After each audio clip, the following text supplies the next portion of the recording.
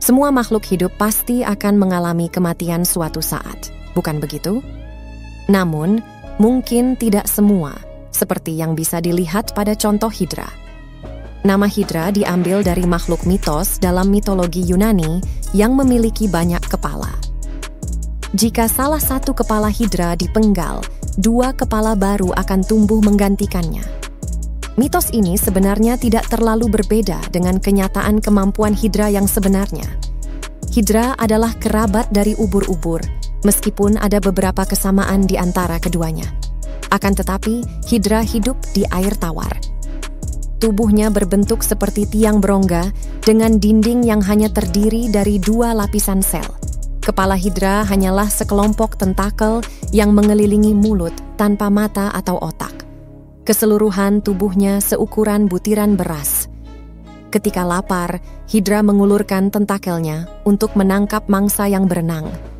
Mereka menggunakan harpun mikroskopis untuk menangkap kutu air dan menyuntikkan neurotoksin yang paralitik ke dalamnya.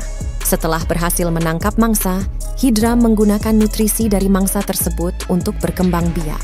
Mereka juga bisa berkembang biak secara seksual, tetapi lebih seringnya mereka hanya menghasilkan salinan diri mereka sendiri. Salah satu fitur menarik dari Hydra adalah kemampuannya untuk terus meregenerasi tubuhnya sendiri, mengganti semua sel-selnya setiap 20 hari. Hal ini mungkin karena sekitar setengah dari sel-sel dalam tubuh Hidra adalah sel punca, yang mampu berubah menjadi berbagai jenis sel khusus yang diperlukan untuk membangun atau memperbaiki tubuh. Sementara sel punca hanya merupakan sebagian kecil dari tubuh manusia dan cenderung menua seiring waktu, Hidra dapat membuat salinan hampir sempurna dari sel punca mereka secara praktis tanpa batas waktu. Ini disebut sebagai non-senescence atau keabadian biologis. Kemampuan Hydra memiliki semua sel punca ini memungkinkannya pulih dari berbagai jenis kerusakan. Bahkan jika tubuhnya dipotong atau kehilangan kepala, Hidra masih dapat tumbuh kembali selama potongan tersebut memiliki beberapa sel punca.